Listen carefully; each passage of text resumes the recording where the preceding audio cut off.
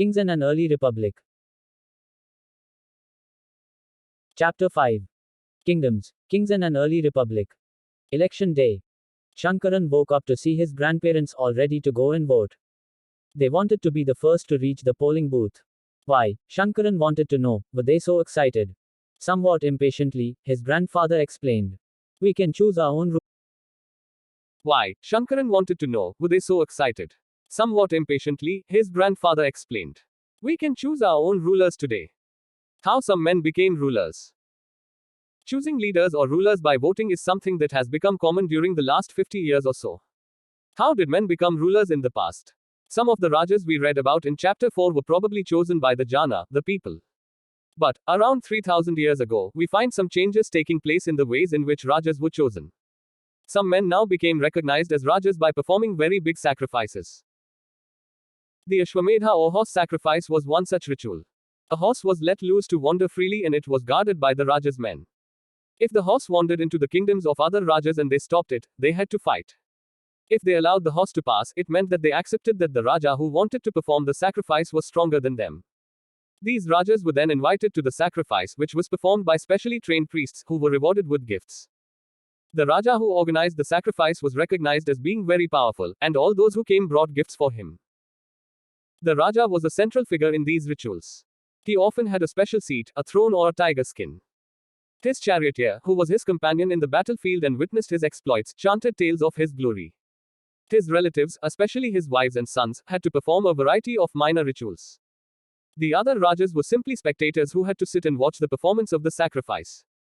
Priests performed the rituals, including the sprinkling of sacred water on the king. The ordinary people, the Vish or Vashya, also brought gifts. However, some people, such as those who were regarded as Shudras by the priests, were excluded from many rituals. Make a list of all those who would be present at the sacrifice. Which are the categories that are described in terms of their occupation? Varnas. We have many books that were composed in North India, especially in the areas drained by the Ganga and the Yamuna, during this period. These books are often called later Vedic, because they were composed after the Rigveda, about which you learnt in Chapter 4. These include the Samaveda, Yajurveda and Atharvaveda, as well as other books. These were composed by priests, and described how rituals were to be performed. They also contained rules about society. There were several different groups in society at this time: priests and warriors, farmers, herders, traders, craftspersons, laborers, fishing folk, and forest people. Some priests and warriors were rich, as were some farmers and traders. Others, including many herders, craftspersons, laborers, fishing folk and hunters and gatherers, were poor. The priests divided people into 4 groups called Varnas. According to them, each Varna had a different set of functions. The first Varna was that of the Brahman. Brahmins were expected to study and teach. The Vedas perform sacrifices and receive gifts. In the second place were the rulers, also known as Kshatriyas. They were expected to fight battles and protect people. Third were the Vish or the Vashyas. They were expected to be farmers, herders, and traders. Both the Kshatriyas and the Vashyas could perform sacrifices. Last were the Shudras, who had to serve the other 3 groups and could not perform any rituals. Often, women were also grouped with the Shudras. Both women and Shudras were not allowed to study the Vedas. The priests also said that these groups were decided on the basis of birth. For example, if one's father and mother were Brahmins, one would automatically become a Brahmin, and so on. Later, they classified some people as untouchable. These included some craftspersons, hunters and gatherers, as well as people who helped perform burials and cremations. The priests said that contact with these groups was polluting. Many people did not accept the system of Varna laid down by the Brahmins. Some kings thought they were superior to the priests. Others felt that birth could not be a basis for deciding which Varna people belonged to. Besides, some people felt that there should be no differences amongst people based on occupation. Others felt that everybody should be able to perform rituals. And others condemned the practice of untouchability. Also, there were many areas in the subcontinent, such as the northeast, where social and economic differences were not very sharp, and where the influence of the priests was limited. Why did people oppose the system of Varnas? Janapadas. The Rajas who performed these big sacrifices were now recognized as being Rajas of Janapadas rather than Janas. The word Janapada literally means the land where the Jana set its foot and settled down. Some important Janapadas are shown on map 4, page 49. Archaeologists have excavated a number of settlements in these Janapadas, such as Purana Kila in Delhi, Hastanapura near Meerut, and Atranjikhera, near Etah. The last 2 are in Uttar Pradesh. They found that people lived in huts and kept cattle as well as other animals. They also grew a variety of crops: rice, wheat, barley, pulses, sugarcane, sesame, and mustard. Is there a crop in this list that was not mentioned in Chapter 3? Painted grey ware. Plates and bowls are the most common vessels made out of painted grey ware. These are extremely fine to touch, with a nice, smooth surface. Perhaps these were used on special occasions, for important people, and to serve special food.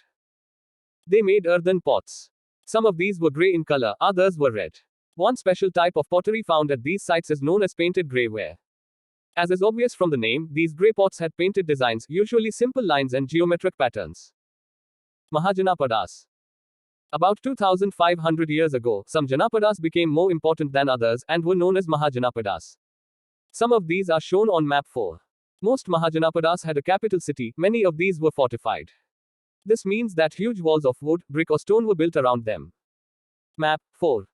Important Janapadas, Mahajanapadas and cities. Forts were probably built because people were afraid of attacks from other kings and needed protection. It is also likely that some rulers wanted to show how rich and powerful they were by building really large, tall and impressive walls around their cities. Also in this way, the land and the people living inside the fortified area could be controlled more easily by the king. Building such huge walls required a great deal of planning. Thousands, if not lakhs of bricks or stones had to be prepared. This in turn meant enormous labor, provided, possibly, by thousands of men, women and children. And resources had to be found for all of this. The fortification wall at Koshambi. This is a picture of remains of a wall made of brick, found near present-day Allahabad, Uttar Pradesh. A part of it was probably built about 2500 years ago. The new Rajas now began maintaining armies. Soldiers were paid regular salaries and maintained by the king throughout the year. Some payments were probably made using punch-marked coins. See the illustration on page 84. You will read more about these coins in Chapter 8. List 2 ways in which the Rajas of the Mahajanapadas were different from those mentioned in the Rigveda. Taxes. As the rulers of the Mahajanapadas were A. Building huge forts, B. Maintaining big armies, they needed more resources. And they needed officials to collect these. So, instead of depending on occasional gifts brought by people, as in the case of the Raja of the Janapadas, they started collecting regular taxes. Taxes on crops were the most important. This was because most people were farmers. Usually, the tax was fixed at 1/6 of what was produced. This was known as bhaga or a share. There were taxes on craftspersons as well. These could have been in the form of labor. For example, a weaver or a smith may have had to work for a day every month for the king. Herders were also expected to pay taxes in the form of animals and animal produce. There were also taxes on goods that were bought and sold through trade. And hunters and gatherers also had to provide forest produce to the Raja. What do you think would have been provided by hunters and gatherers? Changes in agriculture. There were two major changes in agriculture around this time. One was the growing use of iron plowshares. This meant that heavy, clay soil could be turned over better than with a wooden plowshare, so that more grain could be produced.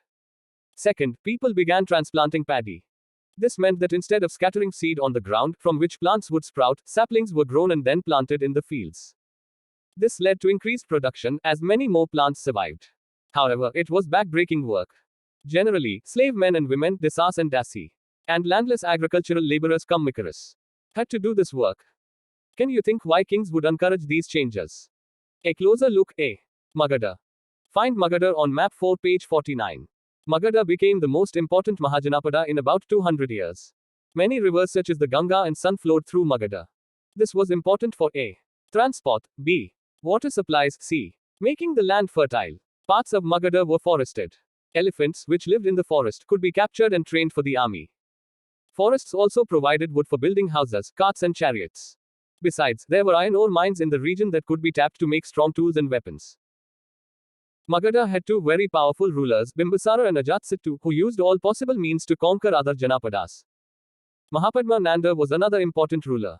He extended his control up to the northwest part of the subcontinent. Rajagriha, present-day Rajgir, in Bihar, was the capital of Magadha for several years. Later the capital was shifted to Pataliputra, present-day Patna. More than 2,300 years ago, a ruler named Alexander, who lived in Macedonia in Europe, wanted to become a world conqueror. Of course, he didn't conquer the world, but did conquer parts of Egypt and West Asia, and came to the Indian subcontinent, reaching up to the banks of the Beas. When he wanted to march further eastwards, his soldiers refused. They were scared, as they had heard that the rulers of India had vast armies of foot soldiers, chariots, and elephants. In what ways were these armies different from those described in the Rigveda? A closer look. B. Vaajis. While Magadha became a powerful kingdom, Vaajis, with its capital at Vaishali, Bihar, was under a different form of government, known as Gana or Sangha.